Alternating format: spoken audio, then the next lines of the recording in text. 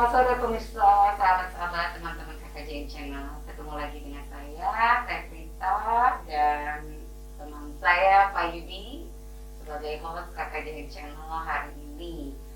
Dan hari ini kita kedatangan tamu dari Puskopmas, ya. Dengan Bapak siapa Pak? Iskandar Muhyiddin Karena ini sebagai Ketua Pusat Koperasi Masyarakat di Kota Cimahi. dan Bapak Asep Riki Carya sebagai pengawas. Oke, lebih baik kita buka masker ya, karena Ya, kita sudah melewati prokes ya teman-teman. Jadi biar enak ngobrolnya. Oke, Puskopmas ya Pak ya. Puskopmas itu apa Pak? Singkatan apa? Kepanjangan dari Pusat Koperasi Masyarakat Kota Cimahi, yang saat ini Koperasi Masyarakat Kota Cimahi itu belum punya cantolan, belum punya induknya, sebagaimana halnya kelompok koperasi lainnya. Di antaranya koperasi karyawan telah memiliki pusat koperasi karyawan, KPRI punya PKPRI, selanjutnya Primkopat punya Puskopat. Nah, terinspirasi oleh hal-hal tersebut, maka kami dengan kawan-kawan, di antaranya Pak Haji Asep yang saat ini hadir, dan Pak Haji Munir yang saat ini tidak bisa mengikuti acara ini karena berhalangan, bersepakat untuk mendirikan Pusat Koperasi Masyarakat dengan tujuan adalah untuk mempersatukan kekuatan koperasi masyarakat yang saat ini tercecer, untuk menjadi suatu wadah di mana nanti akan membangun komunikasi di antara sesama koperasi masyarakat khususnya, dan membangun kemitraan serta melaksanakan jaringan usaha koperasi. Oke.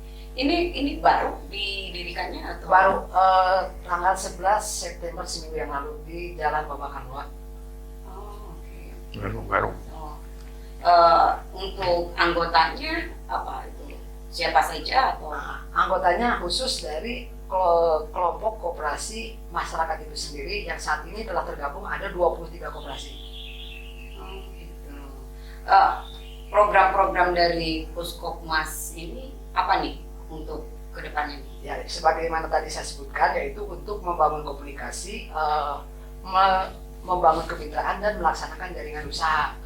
Sebagaimana kita ketahui pada saat ini, dampak pandemi ini sangat terasa sekali bagi dunia usaha, terutama bagi koperasi. Dan di antara koperasi-koperasi yang sangat terdampak ini adalah koperasi masyarakat, dibandingkan dengan kelompok koperasi Kopkar misalnya, KPRI dan Primkopat.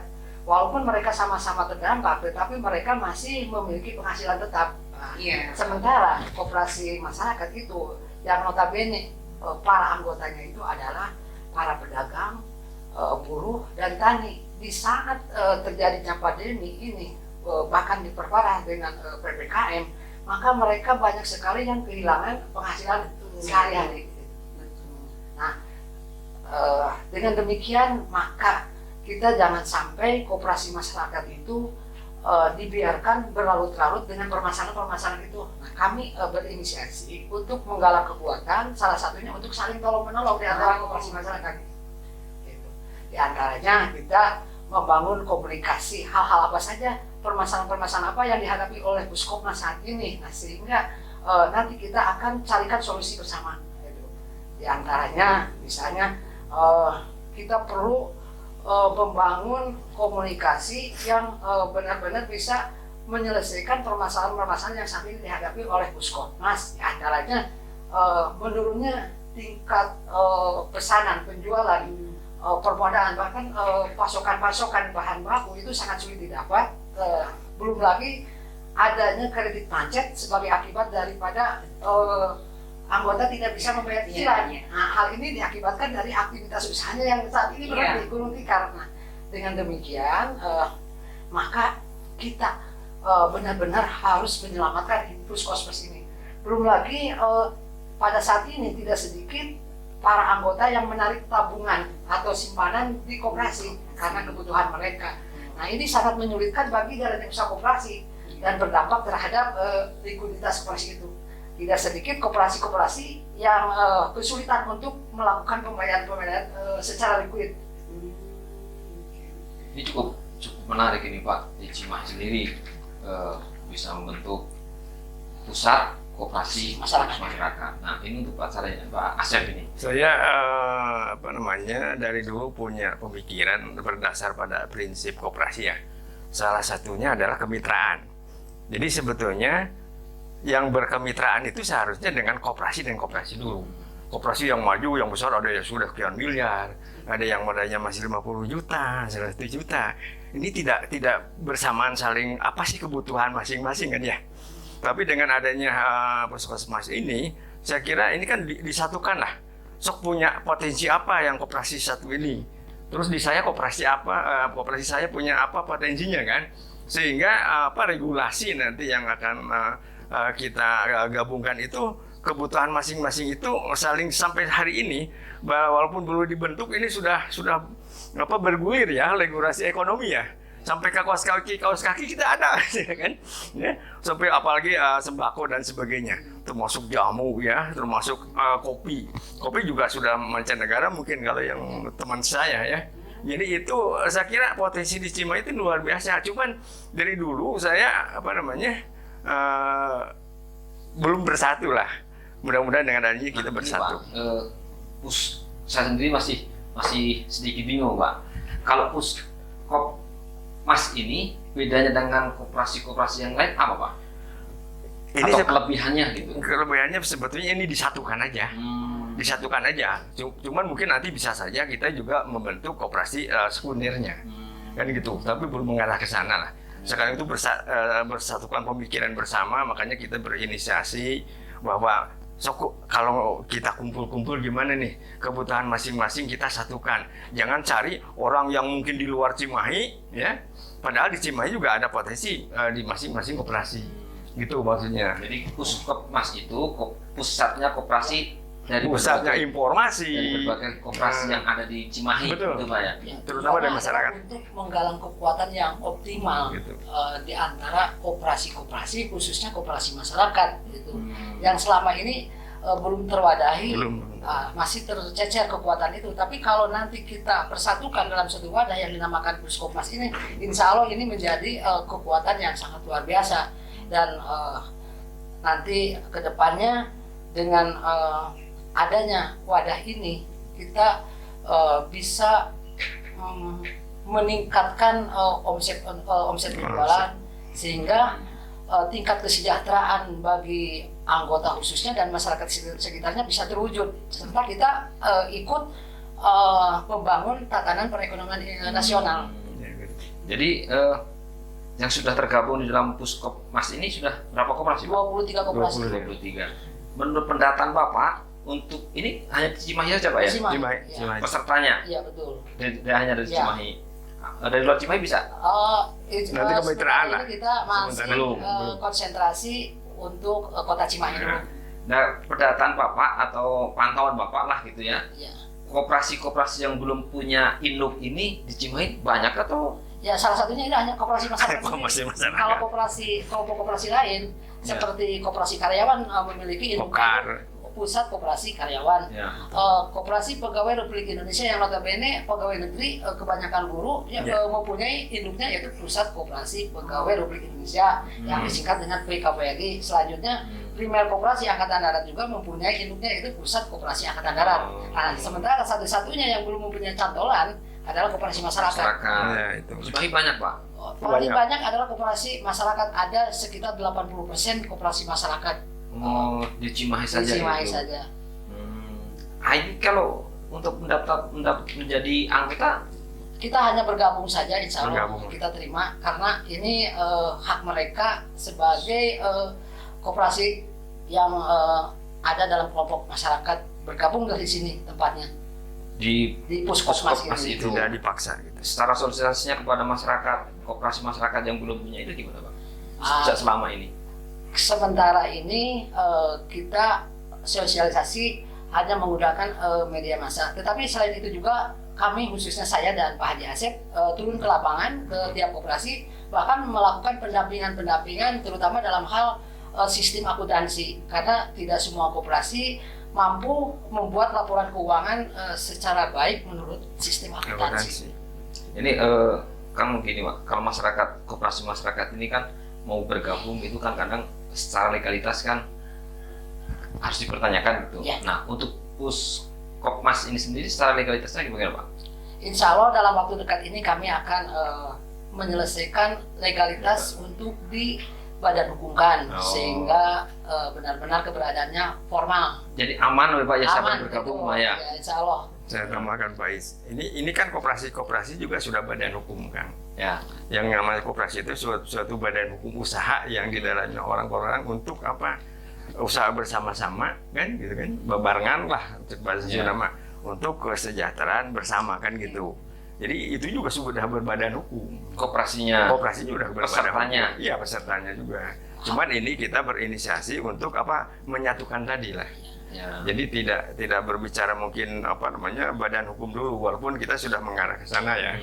Apa namanya gitu Pak Is ya? Ya, maksudnya badan hukum atau legalitas Puskosmas ini. Iya, iya. Insya Allah dalam waktu dekat Pak Haji Asif akan datang ke notaris. Jadi peserta mah nggak usah ragu lah gitu. Ya. Walaupun ini tidak berbadan hukum juga, tapi jelas garapan kita ini, yaitu salah satunya sebagai wadah komunikasi, membangun kemitraan dan melaksanakan jaringan usaha di antara sesama koperasi. Komunikasi berjalan terus Pak ya? Berjalan terus alhamdulillah sampai saat Jadi untuk warga di luar kota Cimahi bisa bermitra ya. Insya Allah. Jadi biar lebih santai nih Pak. Sebetulnya mohon dipotong apa namanya, sebetulnya kita juga nggak bisa misahkan koperasi. Soalnya tadi ada koperasi buruh, ada koperasi karyawan, itu juga nanti akan kalau berbicara mungkin perdagangan, usaha, kita kan bukan hanya berbicara Cimahi, ya terutama Cimahi dulu lah. Mungkin istilahnya apalagi sekarang sudah berbasis 4.0 ya, apa namanya, akan merambah keluar. Dan memang kita juga sudah ada memang yang apa sih itu deh, sudah ekspor ya. Iya. Salah satunya misalnya. Jadi nanti kita bisa lebih luas gitu. Cuman kita berbicara Cimahi dulu lah. Apa namanya, dan Puskosmas itu kan hanya Cimahi dulu. Tapi kalau berbicara usaha mungkin kalau memang ada suatu kekuatan yang disatukan, Ya, ada peluang keluar, kenapa tidak gitu kan, gitu aja. Jadi jangan jauh dulu, mungkin kita berbicara untuk Cimahi dulu supaya lebih optimal dulu kan, gitu aja. Bisa kasih bocoran itu Pak, kalau sudah masuk ke Puskosmas ini keuntungannya apa gitu Pak? Saya ya. Keuntungan yang didapat oleh koperasi-koperasi yang bergabung di Puskosmas ini, kita akan selalu mengawasi setiap jalannya usaha koperasi itu sendiri, terutama tidak sedikit di antara anggota yang tergabung di Puskosmas ini. Dan anggota ini adalah mereka adalah para pengelola koperasi di tiap-tiap wilayah, itu mempunyai potensi seperti dalam hal ini Kopwargal dengan jamunya. Alhamdulillah ini sudah diminta pesanannya oleh Dinas Kesehatan ke Bandung, bahkan besok juga di Pemda ya di Bandung juga itu kemarin sudah dilakukan pesanan-pesanan. Nah, jamu untuk jamu insya Allah nambah untuk seperti ini Pak. Ada di biar Ya, ini sama handphone biar ada nilai. Bismillahirrahmanirrahim. Ini saya yang buat Pak. Alhamdulillah. Wah, Ini enak. buat kesehatan Pak, buat stamina. Seger, enak. Jadi bisa dong nanti saya bergabung. Wah, siap, silakan. Karena untuk melakukan jaringan usaha kita tidak boleh membatasi. Oke. Karena kalau menurut saya suksesnya usaha itu kita harus bisa, kata orang Sunda itu harus muja Pak, muja dan mau memelihara tuyul. Muja artinya begini, kita membuka jaringan usaha seluas-luasnya, membuka jaringan usaha. Nah tuyul artinya tekun, ulet, yakin, insya Allah usaha lancar. Oh jadi singkatan itu ya? Muja tuyul itu singkatan Pak ya? Singkatnya terus beneran, saya mau pasang. Nah selain itu juga kita harus sering-sering beger sama janda gelis. Waduh. Ini artinya beger, banyak bergerak, melakukan terobosan-terobosan. Beger, janda, yaitu kita harus menjadi pribadi seorang jagoan dagang. Kita kalau jagoan dagang kita bisa memasarkan produk. Jadi Gelis itu artinya gesit, lincah dan serius. Saya gelis. Itu. jadi kalau masuk Puskopmas ini nanti dikasih ilmu itu Pak ya. Ya, dikasih resep ya. Beger, janda gelis gitu. Janda gelis. Nanti saya catat lah itu Pak. Saya udah jadi Pak, udah jadi. Sedang mencari saya. Siapa tahu di koperasi. Nanti kita juga akan fasilitasi dua jodoh. Ini kembali kepada program-program dari Puskopmas tadi Pak. Iya. Boleh bocorannya Pak, program-program terdekat, jangka menengah, jangka panjang untuk Puskopmas ini apa Pak kira-kira? Adik, mana? Ya terima kasih. Jadi ini kebetulan saya di pengawas, jadi banyak permasalahan yang memang ada di koperasi masing-masing ya. Makanya kami mengadvokasi mereka lah. Termasuk pembinaan Pak Haji ya? Termasuk pembinaan. Jadi ada mungkin pelatihan nanti ke depannya dan sebagainya. Sehingga tadi kata Pak Is sendiri bahwa kita bagaimana cara pelaporan tentang bagaimana sistem keuangan dan sebagainya. Kita juga berarti bukan berbicara hanya dagang, tapi bagaimana koperasi itu sendiri harus komplit juga lah legalitasnya kan. Apalagi sekarang kan ada NIB ya, terus juga ada dari Menhumkam gitu kan. Kalau saya hitung bisa dihitung berapa biji yang baru kita yang tune in sampai ke Menhumkam ya. Soalnya itu kan harus nyambung juga itu ke ada NPWP-nya, ada pajaknya, ada emailnya, ada akunnya dan sebagainya. Jadi dengan adanya tadi 4.0 itu kan, jadi nggak bisa koperasi cukup hanya badan hukum gitu. Makanya mungkin di masyarakat juga ada ingin membuat koperasi ya, tapi kumaha carana lah gitu lah namanya. Nah kita juga membimbing itu kemarin udah 1-2 kita arahkan sehingga ini tidak main-main. Jadi jangan sampai didirikan koperasi langsung besoknya bubar kan gitu lah. Ini juga ada prakoperasinya mungkin nanti dibina ya. Cara berkoperasi yang baik itu gimana lah gitu. Nah kita kan disatukan, itu satu kekuatan yang memang bukan memikirkan masalah usahanya saja, tapi rumahnya juga harus kuat, solid kan gitu lah. Harus diakui gitu. Soalnya kalau tidak bayar pajak kan tidak diakui merenan kan gitu. Kalau sudah berbadan hukum, nah itu ini juga menyadarkan teman-teman mungkin ya. Banyak yang sudah besar tapi juga masih bayar pajaknya ya, memang harus jelas tadi kan gitu lah. Sehingga harus membenahi, saya juga bertahun-tahun mungkin membenahi itu ya. Alhamdulillah pajak udah beres kan gitu, walaupun sambil jalan kan gitu. Nah itu kan. Jadi banyak manfaat. Puskopmas ini juga misalnya ada masyarakat yang mau konseling ya? Iya. Konseling tentang koperasi atau pengen membuat koperasi bisa juga. Kebetulan saya di advokasi.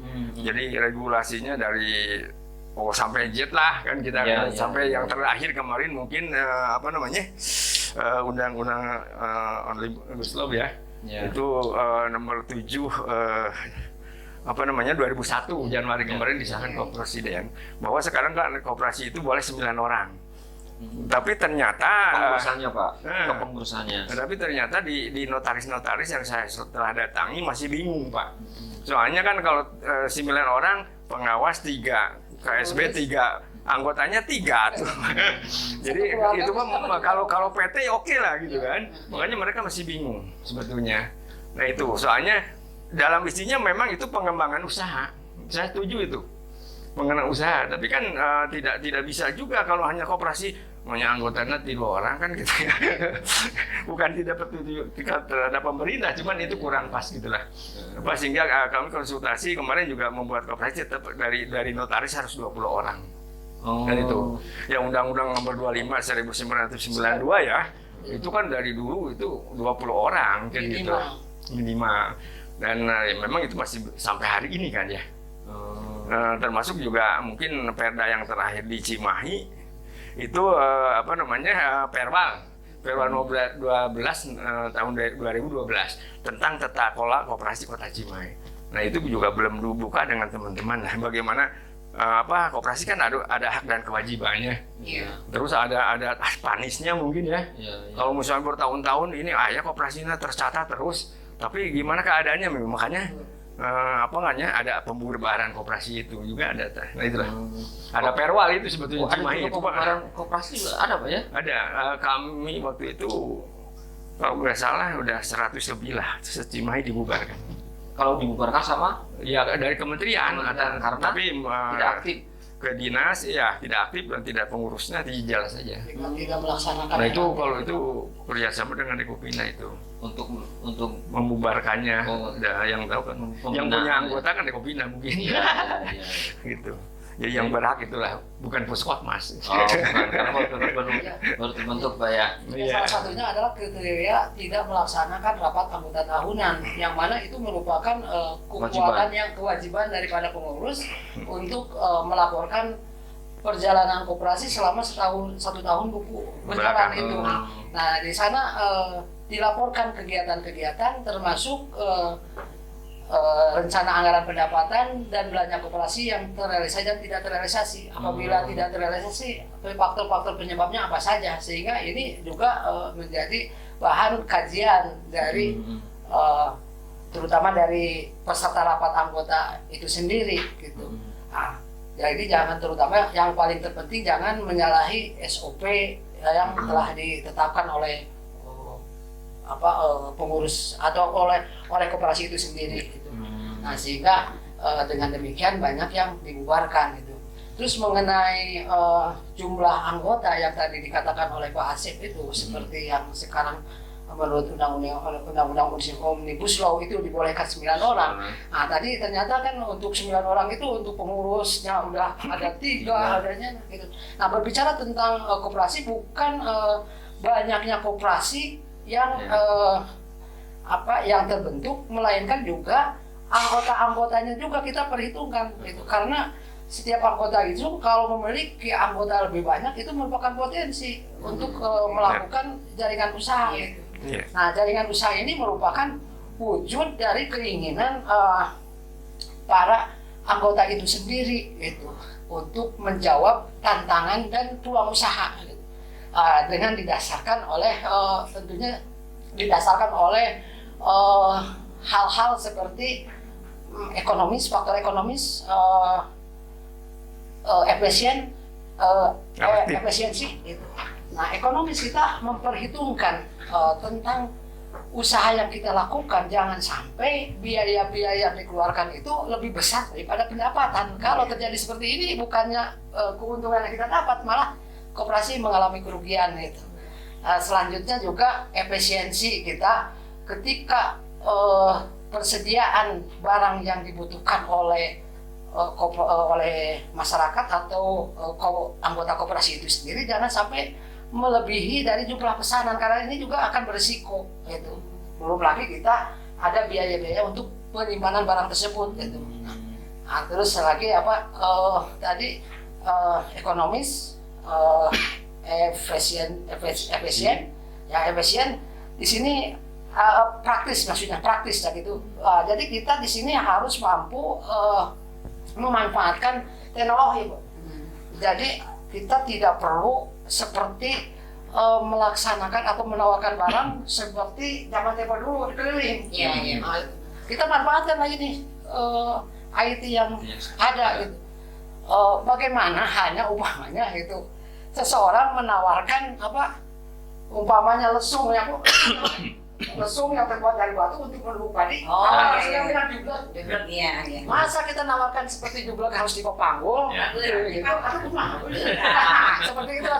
Makanya nanti Pak Asep ketika ketemu dengan mereka para pedagang cowet yang di Padang, edukasi mereka jangan sampai itu, kasihan curang malu. Coba lagi sama berarti sekarang sekali dicoba besok. Betul, itu menangkap peluang kita memanfaatkan IT ini justru akan mempermudah pelaksanaan jaringan usaha yang kita lakukan. Insya Allah koperasi-koperasi masyarakat khususnya dan koperasi lainnya akan Boleh. mampu menjawab tantangan dunia usaha, Ya. bisa juga bersaing secara kompetitif. Yang terpenting harus membangun komitmen yang kuat dan manajemen yang profesional. Dua faktor itu dilakukan, insya Allah kita akan sanggup untuk bersaing dengan para kompetitor lainnya. Asik ini. Dulunya. Asik ya Pak Yudi ya Ya, dengarnya ya. kalau berbicaranya mah akan Panjang, akan berhenti berhenti. Panjang, Karena panjang. saya, apalagi saya perempuan suka pengen ngulik Pak. Nah, siap. Minum lagi Pak. Ini Siap. udah ungu. Ini Bagaimana? udah disponsori oleh Suara Enak nih. Muda Indonesia. Siap. Insya Allah Bapak bakal sehat pulang. Siap. Amin. Ah, enak. Oke, mungkin cukup ya. Pak Yudi cukup, ada yang mau ditanyakan lagi? cukup untuk sementara waktu. Karena kalau kita ini sebenarnya sih masih banyak yang kita gali karena menarik untuk pembicaraan ini. Tapi karena waktu, Siap. nah, mungkin untuk mempromosikan Puskopmas ini kan persilahkan Bapak untuk alamatnya di mana. Ya. Ini supaya masyarakat yang punya koperasi masyarakat ini juga ingin dan bergabung Ya. dengan Bagi koperasi-koperasi masyarakat khususnya yang ingin bergabung di suatu wadah yaitu Pusat Koperasi Masyarakat, silakan datang ke Sekretariat Jalan Babakan Loa nomor 3B, Kelurahan Pasir Kaliki, Kecamatan Cimahi Utara, Kota Cimahi. Kami tunggu kedatangan beserta Teman-teman. teman-teman dari pengurus koperasi masyarakat khususnya. ada nomor kontak personnya Pak. 0813 12564321. Ini ada ya teman-teman. Oke, mungkin segitu Ya. cukup Pak Yudi. Terima kasih. Oke teman-teman, mungkin pembicaraan bincang-bincang kita hari ini, sore ini cukup sampai di sini dan mungkin kita berlanjut nanti ya Pak ya. Insya Allah. Kalau diundang lagi siap datang Insya ya. Allah. Mungkin cukup sekian dan terima kasih. Assalamualaikum warahmatullahi wabarakatuh. Waalaikumsalam warahmatullahi wabarakatuh. Selamat pagi. Mohon Pak, Sukses, Pak. Amin. Amin.